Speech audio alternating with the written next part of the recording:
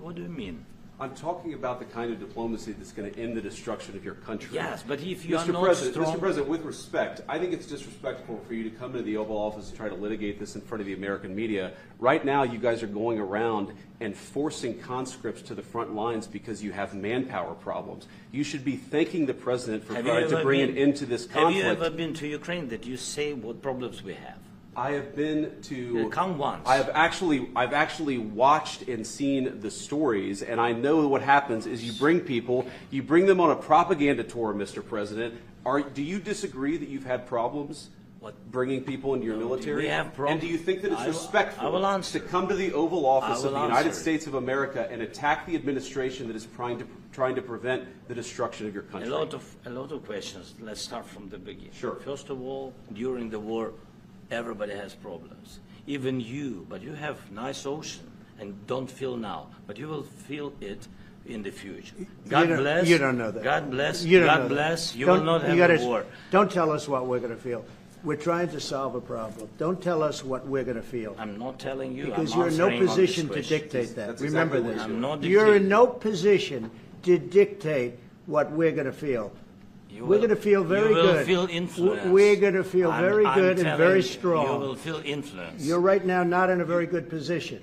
You've allowed yourself to be in a very bad position, and he happens to be right about it. From the very beginning of the war. You're not in a good position. You don't have the cards right now.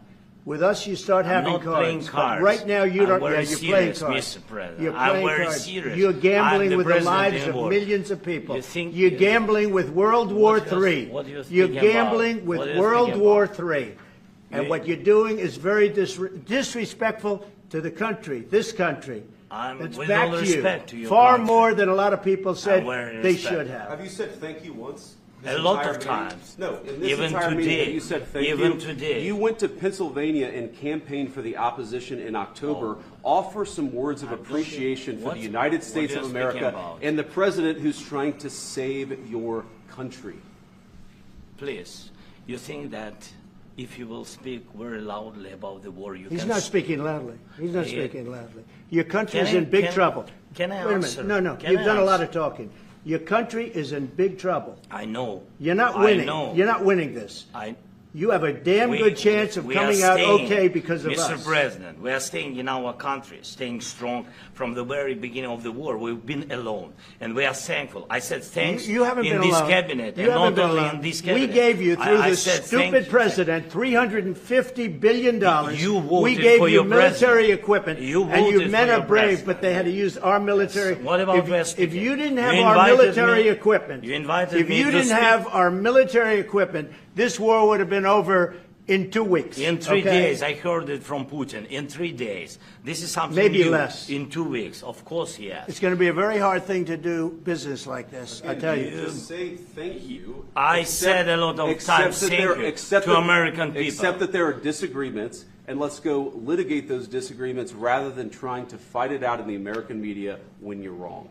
We know that you're wrong. But you see, I think it's good for the American people to see what's going on out here. I think it's very important. That's why I kept this going so long. You have to be thankful.